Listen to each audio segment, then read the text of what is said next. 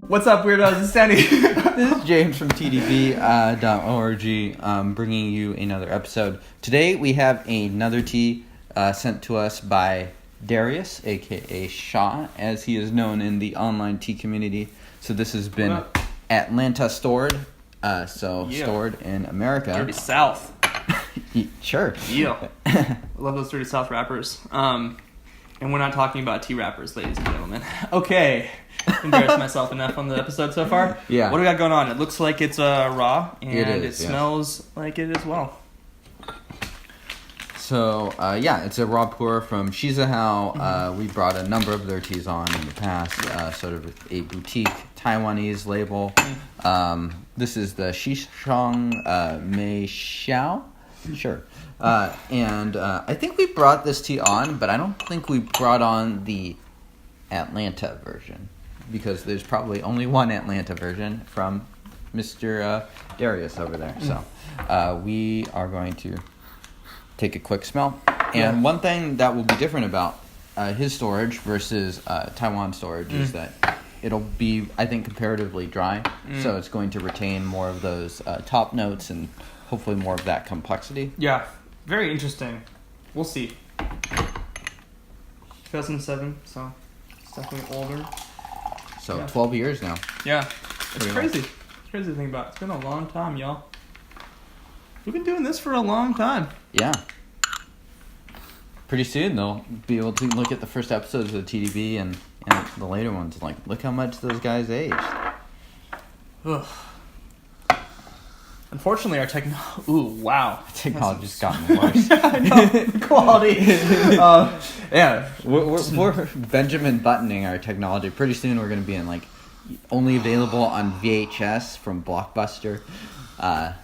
Totally. Blockbuster. Hollywood Video, y'all. We're the Hollywood Video of tea. Shout out to Hollywood Video. I don't think this is a brag. Man, you got some serious aromas going on. There's some smokiness, earthiness, some fruit. Smells really good. It smells really interesting. Too. Yeah. I'm excited to drink this. Yeah. It smells like it'll be quite potent. And even with 12 years, 13 years of age going on, it still smells like it's going to kick some ass. So definitely a tea to finish the day with. Not that we film these sequentially. Coming to you live from the past. So yeah, smells great. Pretty clean too. Yeah. So it's brewing. I'm not totally sure what color this is normally brewing for Darius. So gonna keep it. This is potentially a little light, but we'll see. Yeah. Well, so for these raw pu'erhs that are older, they're gonna be transitioning from a yellower, that sort of young, crisp, greener to a deeper, more auburn, more red. And we're seeing, eventually red. It's kind of like the last episode. Yeah, and we're seeing kind of an intermediary there. So you could almost, if you were to guess, make a guess using that as a sort of barometer. And a more humid climate or a hotter climate such as Taiwan, in theory, would mature the tea faster, so it would be a little bit of a darker color. Right. But because I'm not drinking Darius' storage that often, I'm kind of guessing. Yeah. Yeah. Cheers. Cheers.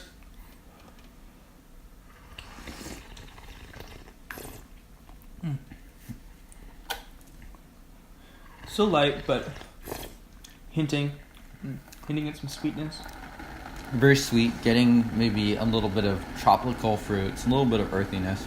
Yeah, I'm not tasting quite as much potency yet, but we're gonna That's get why there. we're heating this bad boy up. I can already tell though, it gets that smokiness, a little juiciness to this too. Already quite nice. Any bitterness or astringency to it? Not yet, although I think we will get there. Yep.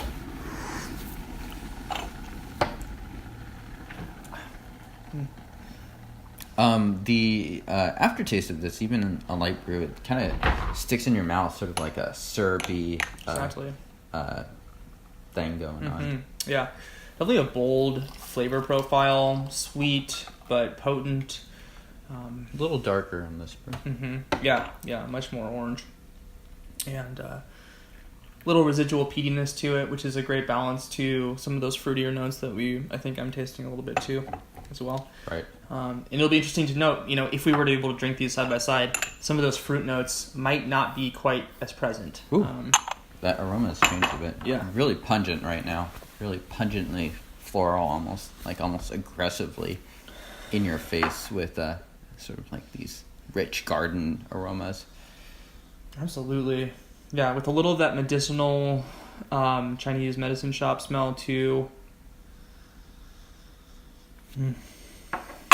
Good. I don't know if I'd be able to guess the age on this quite as easily as I would the last one. No, I think it'd be hard. Yeah. A lot of it depends on the aging of it, and I don't know. Which is a product of the storage. Yeah, and depending on where this is stored, I mean, you could say it was like 6 years old or something like that. Right. Yeah. Right. Yeah, residual sweetness, definitely. I'd say juiciness is going to be a characteristic I'd expect to see come out more. And we're just going to let this hang out for a second, too. Yep. To pace ourselves. And compression of it's pretty light, so it's already taken up most of the gaiwan, so something to be aware of, not to push it too hard right now. Yeah. All right. Cheers. Cheers.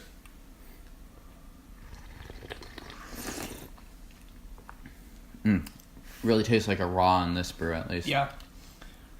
Yeah. Yeah, a little petroleum and not like burnt, but hinting at sort of barbecue-y kind of flavors.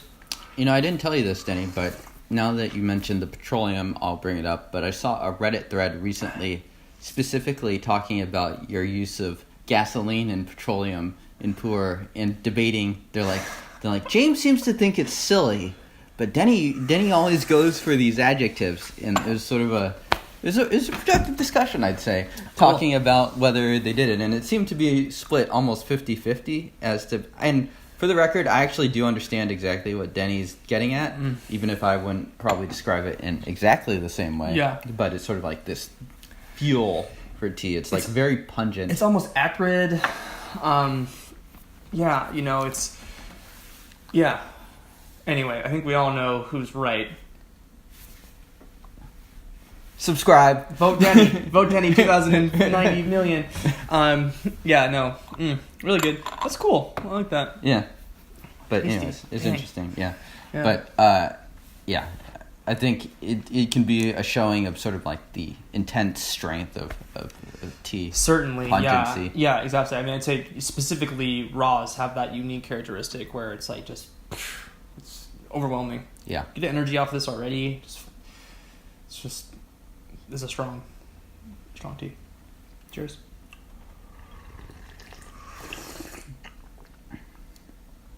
Ooh, very pungent. Yeah. I like that there's a front, the kind of sweetness on the front of this that's certainly counterbalanced with, again, if you don't want to say gasoline-y, something could be said peaty. There's a whiskey, like it's not quite smoky, but there's just this peaty earthiness to it.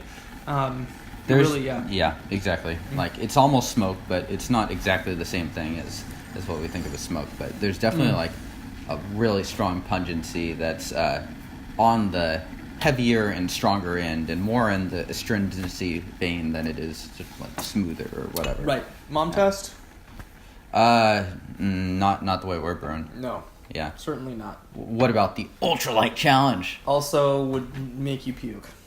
Okay. Yeah, just too strong. I mean, you couldn't... Yeah, we'll be testing the tea certainly on the show, but it's just strong. It's a strong tea.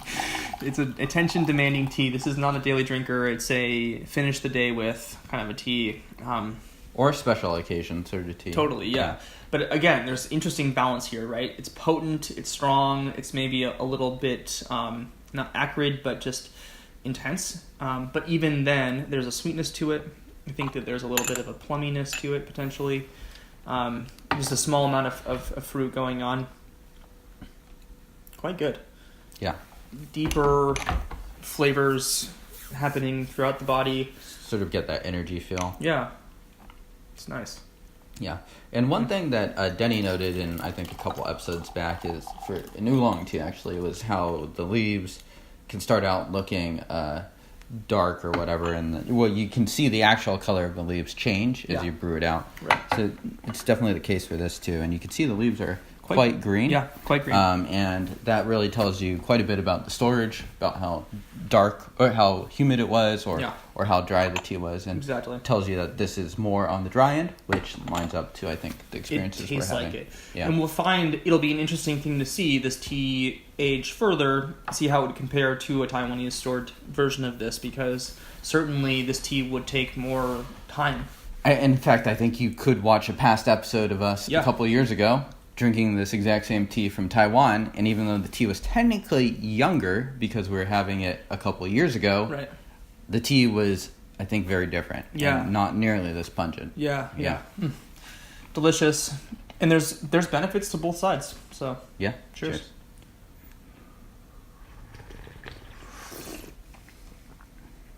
Ooh, that is strong. Yes. Yes, it is. This is not a morning tea. I would not drink this on an empty stomach. No. In fact, I've had food today, and I'm still like, oh man, you need to be careful. This is like a tea you want to have if you want to have more food. So have this tea, have your second lunch. Totally. We'll probably call it after this next brew. Yeah. Yeah. But still, okay, so in terms of balance, certainly potent. Plenty of strength, plenty of intensity, bitterness, whole 9 yards. Really experiencing the raw flavors going on. But sweetness, what do you think? I mean, are we still sweet at this point? We're on like, I don't know, the 4th, 5th steeping here? I think it's a good question. It's sweet, but you got to wait for the sweetness. The sweetness is mainly in the aftertaste. I think for me, it's sort of like this tea. Maybe the first brew was immediately a little bit saccharine sweet. Yeah. The aroma was originally quite sweet as well, but now a lot less so. Yeah, absolutely, totally spot on in terms, or at least I agree in terms of the sweetness being something that's more of a residual, sitting here, talking about it, thinking about it, experiencing it. It's potent in the front. It's got that green peatiness. Really classic raw flavors. This tea tastes young still, honestly, for how old it really is. Right. Which again, what you kind of alluded to earlier, but it'll be interesting to see, giving this tea some more time, how it's going to evolve, how those high notes will change, if it will become a little bit more sweet and balanced. The aroma is very strong too. Yeah, I will say. Man. Yeah, and Denny was talking about sort of trade-offs to the different styles. I think if you store a tea on the drier end, which is kind of what I suspect a lot of Western stored tea will turn out like, is you're going to end up with a little bit more, retaining more of those original flavors, maybe a little more complexity, maybe a few more higher notes, versus like if you were to store it more humidly, or for instance how the tea from the previous episode was probably stored. Yeah. It'll get a little bit more muted, but might have a darker, heavier tone to it, and essentially softer, smoother. Yeah. In my mind, at least, easier to drink. It's less intense. Yeah. Different trade-offs. Totally. Yeah. I mean, there's nothing wrong with having something that's so potent and attention demanding. Certainly. Yeah. Yeah. I mean, we do not shy away from the raw pu'erh. Cheers, y'all.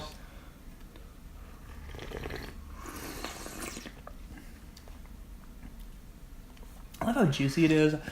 The texture isn't super thick, but really just like just continue to be experiencing it physically. It's almost like pine wood right now. It's like a very different woodiness than the tea we brought on previously. Absolutely. But it's moving more into that genre for me, at least. Maybe just, it's still peaty, but maybe a little less so. I think it's just starting to mellow around, and if we continue to brew this, I think it will probably start to smooth out just a little bit. It's continuing to be sweet. It's just that the sort of like heightened flavor profile of all those intense flavors are starting to die off a little bit, came back into that sweetness. Great tea. Yum. Yeah. So Denny, where can someone find out more about tea? Check us out on tdb.org. We have 300 plus episodes 302. Together. So many in between episodes. Written content, reviews, blah blah. If you hated this video, make sure to subscribe. And if you love this video, make sure to subscribe, like the video, and tell your mom about it. Make her like the video. Yeah. No love for the dads. Sorry, guys. Yeah. Just we categorically have not talked about the dads at all. We're a very mom-centric show here. We really are. Yeah. if people want to pick this tea up, it's a little bit challenging. But I don't think you can pick up this one unless you can convince Darius to sell you some. Pretty much, right. Which, but it is available from Taiwan. It'd be very different. I think Emmett might sell this, or you can find it through Taiwanese sources. I think it's reasonably available out there. So drop us a line on the comments if you want to inquire more, and we can potentially try to hook you up and forward your information over to the right person. Yeah, or we'll just sell it to Russia. I mean, sorry. I thought I was working for Facebook for a second. Yeah. Oh my goodness. Okay. Sorry, Mark. Oh. Mark's behind the camera right now giving us the stink eye. All right, we will see y'all next time. Hopefully, if we make it there and we don't get assassinated. And subscribe, do all this stuff, social media, you know the drill. We'll see you guys soon. Cheers. Later.